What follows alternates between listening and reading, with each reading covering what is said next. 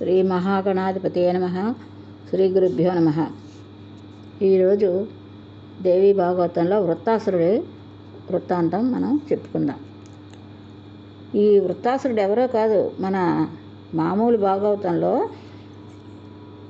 తష్ట ప్రజాపతి కొడుకైనటువంటి విశ్వరూపుడే ఈ వృత్తాసురుడు. ఈ కథ మనం భాగవతంలో చెప్పుకున్నాం.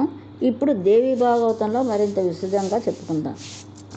దేవతల్లోకెల్లా ఉత్తమోత్తముడై మహాతపస్వై దేవకార్యాలను సాధించడంలో నిపుణుడైన త్వష్ట ప్రజాపతిగా ఉన్న కాలంలో అనురాగంతో తనకు యోగ్యుడైన ఒక పుత్రుడిని సృష్టించుకున్నాడు. అతడు 3 తలలతో జన్మించాడు, అంటే త్రిశరస్కుడు అన్నమాట. అతడికి విశ్వరూపుడు అని నామకరణం చేశాడు. అతడు పెరిగి పెద్దవాడయ్యాడు. రూపంలో చాలా అందగాడు. 3 తలల్లో ఏకకాలం 3 పనులు చేసేవాడు. ఒక శిరస్సుతో వేదాలను అధ్యయనం చేస్తూ, మరో శిరస్సుతో సురాపానం చేస్తూ, మరో శిరస్సుతో లోకాలను చూస్తూ ఉండేవాడు. అధ్యయనం ముగిశాక ఈ విశ్వరూప త్రిశరస్కుడు సకల దేవభోగాలను విడిచిపెట్టి శాంతుడై దాంతుడై గొప్ప తపస్సు చేశాడు. గ్రీష్మాన పంచాగ్ని మధ్యంలో నిలబడి హేమంత శిశిరాల్లో సరోవరాలు మునిగి నిరాహారుడై జితేంద్రియుడై ఘోర తపస్సు చేశాడు. అంటే ఏంటి? గ్రీష్మంలో పంచాగ్ని మధ్యంలో, పంచగ్నుల మధ్యలో బాగా వేసవి కాలంలో ఆ అగ్నిలో నిలబడి చేశాడు. ఇక శీతాకాలంలో అయితే సరోవరంలో మునిగి నిరాహారుడై జితేంద్రియుడై తపస్సు చేశాడట. సామాన్యులకు అసాధ్యమైన తపస్సు అది. దాన్ని చూసి ఇంద్రుడికి గూలు పుట్టింది. ఇతడు ఇంద్రుడైపోతాడేమో, తన పదవికి హాని కలుగుతుందేమో అని భయపడ్డాడు. ఇతడు ఇలాగే తన తపశక్తిని పెంచుకుంటూ పోతే తన ప్రాణానికే ముప్పు రావచ్చని శంకించాడు. కాబట్టి ఇంక ఉపేక్షించకూడదనుకున్నాడు. శత్రువు బలం పెంచుకుంటూ ఉంటే తెలివైన వాడెవడు చూస్తూ కూర్చోకూడదు కూడా అని నిశ్చయించుకుని అతడు తపస్సు భంగపరచడానికి ఉపాయాలు ఆలోచించసాగాడు. ఊర్వశి, రంభ, మేనక, తిలోత్తమ, ఘృతాచి ప్రభృతులను పిలిచాడు. సహాయం చేయమని అర్థించాడు. త్రిశిరస్కుడి తపస్సును నాశనం చేయమని, అతనిని మీ శృంగార విలాసాల్లో ప్రలోభపెట్టి భ్రష్టుని కావించమని ఆజ్ఞాపించాడు. నా జ్వరానికి ఇది చికిత్స అన్నాడు. అందరూ కలిసి ఉపకారం చేసి పెట్టండి, నా సింహాసనాన్ని కాపాడండి, వెంటనే బయలుదేరి వెళ్ళండి అని ఇంచుమించుగా ప్రాధాయపడ్డాడు. అప్సరసలు అంగీకరించారు. మా శక్తి మేరకు మేము గట్టిగా ప్రయత్నిస్తామని, అతన్ని లొంగ తీసుకుంటామని మాట ఇచ్చి బయలుదేరారు. త్రిశరస్కుడిని సమీపించారు. కామ శాస్త్రోచితమైన హావభావాలను ప్రదర్శిస్తూ ఆడుతూ పాడుతూ అతడి ముందు నానా ప్రయత్నాలు చేశారు. ఫలితం లేకపోయింది. అతడు కన్నెత్తి చూడలేదు.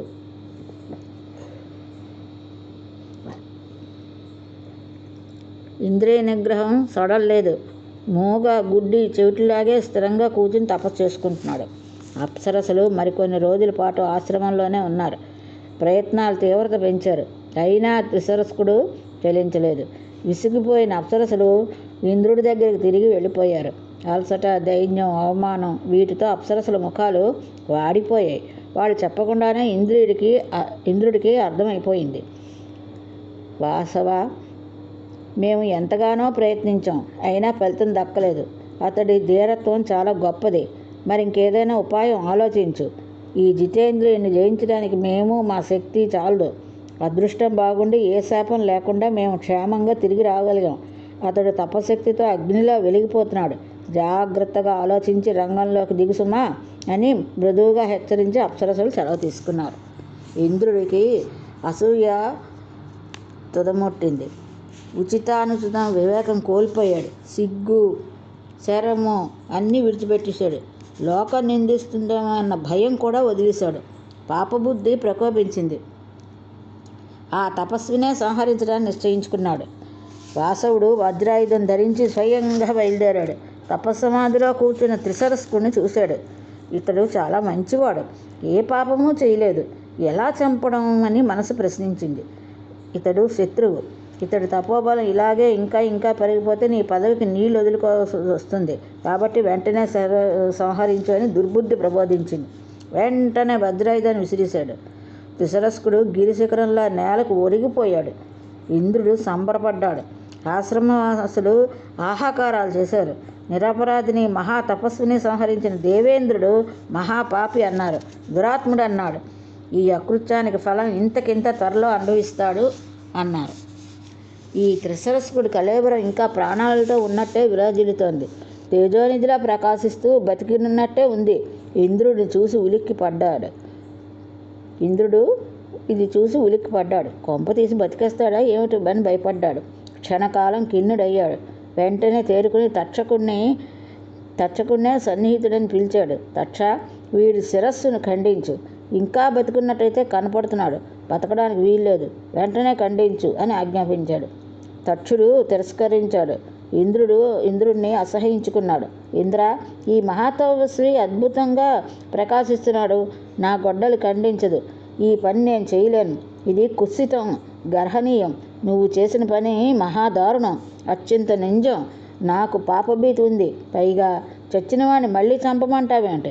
శిరస్సులు ఖండించవలసిన అవసరం ఏముంది? అసలు నీ భయం ఏమిటో చెప్పు అన్నాడు తక్షకుడు. తక్ష, వీడి శరీరం ఇంకా ప్రాణాలతో ఉన్నట్టుగానే కనబడుతోంది. ముఖాలు చూడు ఎంత విశదంగా ఉన్నాయో. జీవిస్తాడేమో అని నా భయం. వీడు నా శత్రువు, జీవించడానికి వీలు లేదు అన్నాడు. వాసవ, నీకు సిగ్గు అనిపించటం లేదు? ఇంతటి క్రూరకర్మ చేసావు, ఋషిపుత్రుణ్ణి సంహరించావు, ఇంకా బతికున్నాడేమో అని భయపడిపోతున్నావా? బ్రహ్మహత్య మహాపాతకం చుట్టుకుంటుందేమో అని కూడా ఆలోచించవేంటి? ఆ భయం లేదా నీకు అన్నాడు. తక్ష, ప్రాయశ్చిత్తం చేసుకుంటాను, ఆ పాపాన్ని తొలగించుకుంటాను. దానికి భయపడవలసిన అవసరం లేదు, తొందరపడవలసిన అవసరం లేదు. ముందు వీడు పూర్తిగా చావాలి. వీడు నా శత్రువు. మఘవన్, సరే, నీ ఇష్టం. నీ మనసులో పదవీలోభం ఏదో ఉంది కనుకే ఇటువంటి పాపకృత్యం చేశావు. నాకు అలాంటి ప్రయోజనం ఏమీ లేదు, అంచేత నేను చెయ్యను, క్షమించు అన్నాడు. తక్ష, నా మాట విను. నీకు లాభం ఉండేటట్టు చేస్తాను. యజ్ఞాల్లో నీకు శాశ్వతంగా భాగం కల్పిస్తాను. యజ్ఞ పశువుల శిరస్సులు నీకు దక్కేటట్టుగా చేస్తాను. నాకు ఈ ఉపకారం చేసిపెట్టు. వీడి శిరస్సులను ఖండించు. నువ్వు ఈ ప్రియం నాకు చేస్తే నేను ఆ ప్రియం నీకు చేస్తాను. కాదనుకో. గొప్ప అవకాశం జారి విడుచుకోకాను. ఈ ప్రలోకాలకు తక్షకుడు లొంగిపోయాడు, సంబరపడ్డాడు. గండ్రగొడ్డలు తీసి 3 శిరస్సులు ఖండించి 3 వైపుల వైపు విసిరేశాడు. ఆ శిరస్సులు పడిన ప్రదేశాల నుంచి పక్షులు వేల సంఖ్యలో ఆవిర్భవించాయి. ఇప్పుడు ఇది మీరు బాగా గుర్తుపెట్టుకోవాలి. భాగవతం వింటున్న వాళ్ళు చాలా మనకి ఇందులోనే జ్ఞానం కలుగుతుంది. అంటే జ్ఞానం ఎక్కువగా కలుగుతుంది. ఎవరి పాపాలు ఎలా వచ్చాయో అన్నది కూడా కలుగుతుంది. కాబట్టి ఈ అధ్యాయం చాలా గొప్ప అధ్యాయం అన్నమాట. ఆ శిరస్సులు పడేసిన ప్రదేశాల్లోంచి పక్షులు వేల సంఖ్యలో ఆవిర్భవించాయి. ఒక శిరస్సు ముఖం నుంచి కలవింకాలు అంటే పిచ్చుకలు, మరొక తలనోటి నుండి తిత్తరపక్షులు అంటే తీతువు పెట్ట, ఇంకొక శీర్షం నదుల నుంచి కౌజు పెట్టెలు అంటే పావురాలు అవి అన్నమాట అసంఖ్యాకంగా పుట్టుకొచ్చాయి ఆ 3 శిరస్సుల నుంచి. వేదాలను అధ్యయనం చేసిన ముఖం నుంచి కపింజలాలు, దిక్కులను నిరీక్షించిన ముఖం నుంచి తిత్తరి పక్షులు అంటే తీతు పెట్టెలు, సురాపానం చేసిన ముఖం నుంచి కలవింకాలు అంటే కముది పెట్టెలు, పావురాలు జన్మించాయన్నమాట. ఈ దృశ్యాన్ని చూసి తిరస్కుడు మరణించాడని నిర్ధారించుకుని ఇంద్రుడు గాలి పీల్చుకున్నాడు. యజ్ఞభాగాలు లభించాయి కదా అని తక్షుడు సంబరపడ్డాడు. ఆనందంగా ఎవరి ఇళ్లకు వాళ్ళు వెళ్ళిపోయారు. ఇంద్రుడు బ్రహ్మహత్య మహాపాతకాన్ని ప్రాయశ్చిత్తం గురించి ఆలోచిస్తున్నాడు. పరమ దారుణికుడైనటువంటి పుత్రుడి మరణ వార్త తెలిసి త్వష్ట పరమ క్రుద్ధుడయ్యాడు. ఏ పాపం ఎరుగని నా కుమారుణ్ణి సంహరించావు కాబట్టి నిన్ను సంహరించే మరొక పుత్రుని సృష్టిస్తాను. ఇంద్ర, నా తపశ్శక్తి ఏమిటో చూపిస్తాను. నీ పాపానికి ఫలం అనుభవిద్దు గాని అని మనసులోనే దృఢంగా సంకల్పించుకున్నాడు. వెంటనే క్రోధాగ్నిలో సమానంగా యాగాగ్ని రగులుకొల్పాడు. అధర్వణ మంత్రాలతో అష్టారాత్ర హోమం చేశాడు. అగ్నికుండం నుంచి పావకోమకుడైనటువంటి పుత్రుడు ఆవిర్భవించాడు. ఇంద్రశత్రు, నా తపశ్శక్తితో వృద్ధి పొందు అని త్వష్ట ఆశీర్వదించాడు. అంటే యాగాగ్నిని రగులుపడడం వలనటువంటి అగ్నికుండాల నుంచి ఒక పుత్రుడు పుట్టాడనమాట. అతన్ని ఏమన్నాడంటే ఇంద్రుడు నా శత్రువు, నా తపశ్శక్తితో వృద్ధి పొందు అని త్వష్ట అయినటువంటి తండ్రి ఆశీర్వదించాడు అనమాట. క్షణాల్లో అతడు ఆకాశం ఎత్తిదిగాడు. దశ దిశలు బూర్టిల్లి విరాట్ స్వరూపంతో నిలబడ్డాడు. కాలమృత్యువులో ఉన్నాడు. తండ్రి, ఏం చేయమంటావు? ఆజ్ఞాపించు. ముందుగా నాకు ఒక నామకరణం చెయ్యి. నువ్వేదో బాధపడుతున్నట్టున్నావు. ఏమిటి నీ కారణం? నీ దుఃఖాన్ని నశింపజేస్తాను. ఇదే నా వ్రతం. నేను జన్మించాక కూడా నా తండ్రి దుఃఖించడమా? వీల్లేదు. నీ దుఃఖం ఇప్పుడే తొలగిస్తాను. కారణం చెప్పు. మహాసముద్రాన్ని ఆపోసనం పట్టగలను, ధరాధరాలను పిండి కొట్టగలను, సూర్యబింబాన్ని అరచేతిలో అడ్డుకోగలను, దేవతలతో సహా ఇంద్రుడిని తొదముట్టించగలను, యమధర్మరాజును మట్టి కల్పించగలను, ఈ భూగోళంలో ప్రధానికాన్ని పెకలించి సముద్రంలోకి విసిరేస్తాను. తండ్రి, ఏం చేయమంటావో చెప్పు అన్నాడు. ఈ మాటలకు త్వష్ట మురిసిపోయాడు. పుత్రక, రుదినం నుంచి నన్ను రక్షించడానికి నువ్వు శక్తుడు కనుక ఇప్పటి నుంచి నీ పేరు వృత్తాడుగా ప్రఖ్యాతి గ్రహిస్తావు. వృదినం అంటే దుఃఖం. ఈ దుఃఖం నుంచి, నాకు విపరీతమైన దుఃఖం నుంచి నువ్వు జన్మించావు కాబట్టి వృదినం అంటే దుఃఖం అన్నమాట. అందుకని నీకు వృత్తాసురుడిగా నామకరణం చేస్తున్నానని ముందు నామకరణం చేశాడు. అని చేస్తూ ఇలా చెప్పాడు. నీ అగ్రజండు త్రిసరస్కుడై ఉండేవాడు. 3 ముఖాలతో నీ అన్న ఉండేవాడు అని అర్థం అన్నమాట. మహాతపస్వి, వేదాంగవేత్త, సర్వ విద్యా విశారదుడు. తపస్సు చేసుకుంటూ ఉంటే ఇంద్రుడు అతన్ని సంహరించాడు. వజ్రాయుధంతో సంహరించాడు. నిరపరాధిని సంహరించాడు. అటుపైన అతడి 3 శిరస్సులను ఖండింపజేశాడు. అంచేత ఓ పురుష శార్దూలమా, నువ్వు ఆ పాపిష్ఠింద్రుని సంహరించు. వాడికి సిగ్గు లేదు, పాపం లేదు, బుద్ధి అంతకంటా లేదు. బ్రహ్మహత్య మహాపాతికవాడు. వాడిని నువ్వు సంహరించాలి అంటూ త్వష్ట పుత్రశోకంతో భోరున విలపించాడు. తండ్రి అన్నమాట. కంఠం బొంగిరిపోయింది. అంతలోనే తేరుకున్నాడు. వివిధ రూపాల దివ్యాయుధాలను సృష్టించాడు. వృత్తుడికి అందించాడు. ఖడ్గ, శూల, గద, శక్తి, తోమర, పరిగ, పట్టిస, చక్ర, ధను, రక్షయ, తూనీరాదులన్నింటినీ సమకూర్చాడు.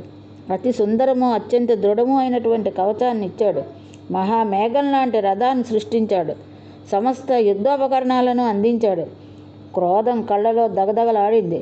ఇంద్రుణ్ణి సంహరించమని ప్రేరేపించాడు. వేద పండితుల ఆశీస్సులు అందుకుని వృత్తుడు ఆ దివ్యరథం అధిరోహించి ఇంద్రవదకు బయలుదేరాడు. ఈ వార్త తెలిసి ఇంద్రపరాజితులైన సకల రాక్షసులు తమ బలాలతో తరలి వచ్చి వృత్తుడి వెంట నడిచారు. చారుల ద్వారా ఇంద్రుడికి వృత్తాంతం తెలిసింది. యుద్ధానికి వస్తున్నాడన్న వార్త అందింది. మహేంద్ర, నీ మీద క్రోధంతో త్వష్ట విచారహోమం చేసి ఆ వృత్తుడిని సృష్టించాడు. సకల ఆయుధాలు, రథము సమకూర్చాడు. మన మీదకి యుద్ధానికి పంపించాడు. అవకాశం కోసం ఎదురు చూస్తున్నటువంటి రాక్షసులు కూడా ఇప్పుడు ఆ వృత్తాసురుడు బాసటగా బయలుదేరి వస్తున్నారు. నువ్వు త్వరపడాలి, యుద్ధ ప్రయత్నాలు చెయ్యాలి. మేరుమందర సంకాసుడై ఘోర భీకర విరావాలతో వృత్తుడు వచ్చేస్తున్నాడు. చారులు ఇలా తెలియజేస్తుండగానే మరికొందరు దేవతలు పరుగు పరుగున ఇంద్రుడి దగ్గరికి వచ్చారు. వారి ముఖాల్లో భయం స్పష్టంగా కనబడుతోంది. దేవనాయక, మన నగరంలో అంతటా అపశకునాలు కనిపిస్తున్నాయి. కాకులు, గద్దలు, డేగలు అరుస్తూ భవనాల మీదకి ఎగురుతున్నాయి, వాళ్తున్నాయి. పెంపుడు పక్షులు కూడా చీచి కూకు నినాదాలు చేస్తున్నాయి. గజాస్వాది వాహనాల్లో కన్నుల్లోంచి దారగా నీరు కారుతున్నాయి. అంటే గుర్రము, ఏనుగుల కన్నుల నుంచి నీరు కారుతోంది.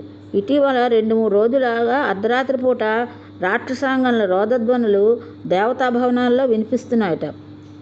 భవనాగ్రాల మీద ఉన్న పతాకాలు, ధ్వజస్తంభాలు తమంత తాము నేలకు పడిపోతున్నాయి. నల్లని వస్త్రాలు ధరించిన స్త్రీలెవరో వికృతాకారాల్లో ఇంటింటికి వెళ్ళి గృహ యజమానులను ఖాళీ చేసి త్వరగా పారిపోమ్మని బెదిరిస్తున్నారట. దేవకాంతలకు రోజు దుస్వప్నాలు వస్తున్నాయట. రాక్షస స్త్రీలు వచ్చి తమను జుట్టు పట్టుకుని లాగుతున్నట్టుగా కల్లోకి వచ్చేస్తున్నాయట. రాత్రిపూట నక్కల కోతలు భీషణంగా వినిపిస్తున్నాయి. మహేంద్ర, ఈ దుర్నిమిత్తాలకు కారణం ఏమిటో తెలియక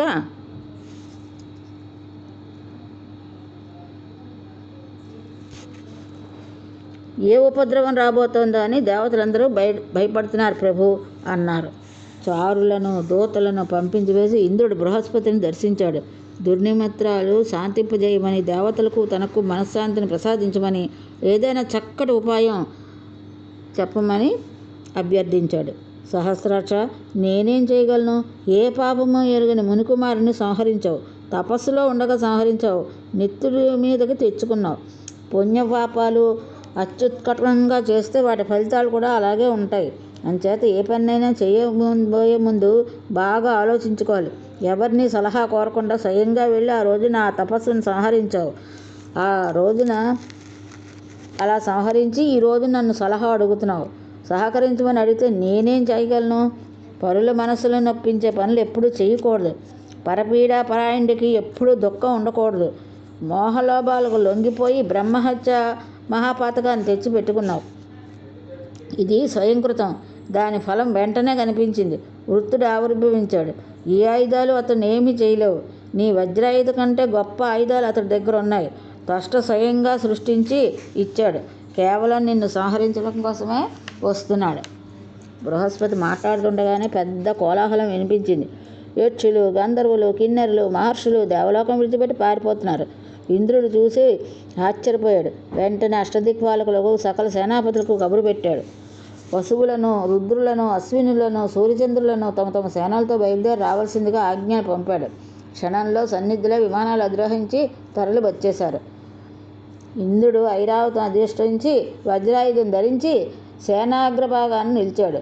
వృత్తుడికి ఎదురుగా నడిచాడు. వృత్తుడు సకల దానవ సేనా సహితుడై మానసోత్తర తీరంలో విడిది చేశాడు. ఇంద్రుడి సైన్యంతో అక్కడ చేరుకున్నాడు. ఇద్దరికీ భీషణ సంగ్రామం ప్రారంభమైంది. 100 ఏళ్ళు కొనసాగించి సకల లోకాలకు మహోపద్రవంగా పరిణమించింది వారి యుద్ధం. అష్టదిక్పాలకులు ఒక్కొక్కరు వీగి పలాయనం చిత్తగిస్తున్నారు. ముందుగా వరుణుడు పారిపోయాడు. తర్వాత వాయుగణం, అటుపైన యముడు, సూర్యుడు, చంద్రుడు వరుసగా పరుగులు లంఘించుకున్నారు. ఇది చూసి ఇంద్రుడు బెంబేలు పడ్డాడు. తాను రంధ్రంగా విడిచి పలాయనం చిత్తగించాడు. వృత్తుడు విజయగర్వంతో ఆశ్రమానికి తిరిగి వచ్చాడు. తండ్రికి నమస్కరించాడు. తండ్రి, ఇంద్రాది దేవతలను జయించాను. అందరూ కకావికలై పారిపోయారు. సింహాన్ని చూసిన లేడిపిల్లలా పారిపోయారు. ఇంద్రుడు కాలికి బుద్ధి చెప్పాడు. అతడు ఐరావతాన్ని బంధించి తీసుకొచ్చాను, ఇదిగో స్వీకరించు. భయపడి పారిపోతున్న వారిని సంహరించకూడదనే నీతికి కట్టుబడి ఇంద్రాదులను విడిచిపెట్టాను. మరి ఇంక ఇప్పుడు ఏం చేయమని ఆజ్ఞాపిస్తావో చెప్పు, చేస్తానన్నాడు. కుమారుడి మాటలకు త్వష్ట సంతోషించాడు. చిరంజీవి, ఈవేళకి నేను పుత్రవంతుడిని అయ్యాను. నా జీవితం సఫలమైంది. క్రోధం చల్లారి మనసు శాంతించింది. నీ శక్తి సామర్థ్యాలు చూశాక ధైర్యం వచ్చింది. కానీ పుత్రక, మరొక ఉపకారం నాకు చెయ్యాలి. అదేమిటంటే చెప్తాను విను. నువ్వు సావధానచిత్తుడై దృఢ సంకల్పంతో స్థిరాసనం వేసుకుని తీవ్రంగా తపస్సు చెయ్యాలి. బ్రహ్మదేవుణ్ణి ప్రసన్నం చేసుకోవాలి. అవినాశత్వాన్ని వరంగా పొందాలి. అప్పుడు దురాచారుడైన ఇంద్రుడిని సంహరించాలి. ఇది నా కోరిక, నెరవేర్చు. తపస్సు చేసేటప్పుడు జాగ్రత్తగా ఉండు సుమా. ఆ ఇంద్రుడు జిత్తులు మారి తపస్సులను భంగపరిచే విద్యలు అతడే సాటి. ఏనాడు నమ్మకు. ఇది గుర్తుంచుకుని తపస్సుకు ఉపక్రమించు. తపస్సు వల్ల సాధ్యం కానిది ఏదీ లేదు. రాజభోగాలు, సకల సంపదలు, బుద్ధి వైభవాలు, యుద్ధ విజయాలు అన్నీ తపస్సులకే సాధ్యం. బ్రహ్మను ఆరాధించు. అతడు సంతృప్తి చెందితే ఏ వరమైనా ఇస్తాడు. వరం పొంది పాపిష్టి ఇంద్రుడిని సంహరించు. తపస్సు చేసుకుంటున్న నిరపరాధి సంహరించి నాకు పుత్రశోకం కలిగించిన ఆ దుర్మార్గుడు వాడు అంతరించే వరకు నాకు మనశ్శాంతి లేదు. నువ్వే సమర్థుడివి. నా పుత్రశోకం తొలగించు అన్నాడు. తండ్రి ఆజ్ఞను శిరసావించి వృత్తుడు వెంటనే బయలుదేరాడు. గంధమాదన పర్వతం శిఖరం చేరుకున్నాడు. పుణ్యనదిలో స్నానం చేసి కుశలు పరుచుకుని శిరాసనం వేసి కూర్చున్నాడు. అన్నోదకాలు పరిత్యజించి, అంటే అన్నము నీళ్ళు అనమాట, యోగ మార్గం ఆశ్రయించి సృష్టికర్తను ఆరాధించాడు. ఇంద్రుడికి విషయం తెలిసిపోయింది. కంగారు పడ్డాడు. తపస్సును భంగపరదాన్ని మళ్ళీ ప్రయత్నించాడు. గంధర్వ, యక్ష, కిన్నెర, పన్నగ, సర్ప, విద్యాధర జాతులందరినీ రకరకాలుగా ప్రయోగించాడు. అప్సరసలను అందరినీ వినియోగించాడు. ఏ ఉపాయం పారలేదు. వృత్తుడు నిశ్చలంగా తపస్సు చేసుకుంటున్నాడు. వృత్తుడి తపస్సు నిర్విఘ్నంగా 100 ఏళ్ళు సాగింది. బ్రహ్మదేవుడు సంతోషించి అంశవాహనారూఢుడే ప్రత్యక్షమయ్యాడు. నీ ఇష్టం వచ్చిన వరం కోరుకోమన్నాడు. వృత్తుడి కన్నుల్లో ఆనంద బాష్పాలు కలిగాయి. స్థిరాసనం నుంచి మెల్లిగా లేచాడు. బ్రహ్మదేవుడికి సాష్టాంగ నమస్కారం చేశాడు. లేచి వినయంగా అంజలి బంధంతో నిలబడి, బ్రహ్మ, నీ దర్శనంతో నేను దేవతా ప్రభు కన్నా గొప్పవాడినయ్యాను. నీ ప్రేమకు, నీ వాత్సల్యానికి మరొకసారి శిరస్సు వంచి నమస్కరిస్తున్నాను. వేదనిధి, నాది ఒకే ఒక్క చిన్న కోరిక. ఈ పాటికి నా భావం గ్రహించే ఉంటావు. అయినా అడగమన్నావు కనుక అడుగుతున్నాను. లోహ కాష్టాది నిర్మితమైన ఏ ఆయుధాలతోనూ నాకు మరణం లేకుండా వరం అనుగ్రహించు. యుద్ధరంగంలో నా బలం క్షణం క్షణం వృద్ధి పొందాలి. నేను దేవతలకు అజేయుణ్ణి అవ్వాలి. బ్రహ్మదేవుడు చాలా స్ఫుటంగా నవ్వాడు. వృత్త, నీ వాంఛతో నెరవేరుతుంది. ఎండినది కానీ, తడిసినది కానీ, పాషాణ నిర్మితం కానీ, వృక్ష నిర్మితం కానీ అయినటువంటి ఏ ఆయుధము నీకు మరణం ఉండదు. సంతోషమే కదా, ఇంక వెళ్ళిరా అని చెప్పి చతుర్వదనుడు అంతర్ధానం చెందాడు. వృత్తుడు సంబరపడిపోతూ ఇంటికి వెళ్ళాడు. తండ్రికి వరం సంగతి చెప్పాడు. త్వష్ట ఆనందించి, కుమారా, నీకు శుభం అగుగాక. మన శత్రువు దేవేంద్రుడు త్రిశర్కుడిని సంహరించిన ఘాతకుడు, మహాపాపాత్ముడు. వెంటనే అతన్ని సంహరించి నాకు నిజమైన ఆనందం కలిగించు. నువ్వు ఇంద్రపతిని అధిష్ఠించాలి. నేను చూడాలి. అప్పుడు నా మనోవేద తీరాలి. నాయన, తండ్రి జీవించి ఉన్నంత కాలము అతడి మాటలు జవదాటకపోవడం, వృద్ధాప్యంలో పోషించడం, గతించిన పిదప అతడి పేర అన్నదానాదులు పుష్కలంగా చేయడము, గయలో పిండ ప్రదానం చేయడము అనే 3 ఉత్తమ పుత్రుడికి లక్షణాలు. ఇవి చేస్తేనే కొడుకు కొడుకు అని అనిపించుకుంటారు. ఇది జాగ్రత్తగా గమనించండి.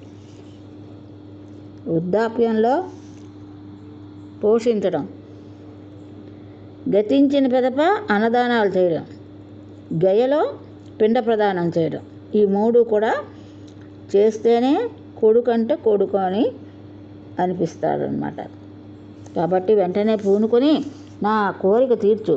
త్రిశర్కుడిని నేను ఎంతకీ మర్చిపోలేకపోతాను. సచ్చీలుడు, సత్యవాది, మహాతపస్వి, వేదవేత్త. ఏ అపరాధం లేకుండా నిహతుడయ్యాడు. ఈ పుత్రశోకానికి ప్రతీకారం చెయ్యాలి. ఇంద్రుణ్ణి నువ్వే సంహరించాలి. తండ్రి మాటలు వింటూనే వృత్తుడు రథం అధిరోహించాడు. ఇంద్రలోకం మీదకి దండయాత్ర ప్రకటించాడు. రణదుందుబులు, శంఖబేరి నినాదాలు ఒక్క పెట్టున దశ దిశలకు మారుమోగాయి. ఇంద్రుణ్ణి సంహరించి దేవరాజ్యం ఆక్రమిస్తాను అంటూ ప్రతిజ్ఞ చేసి బయలుదేరాడు. ఇంద్రుడికి సమాచారం తెలిసింది.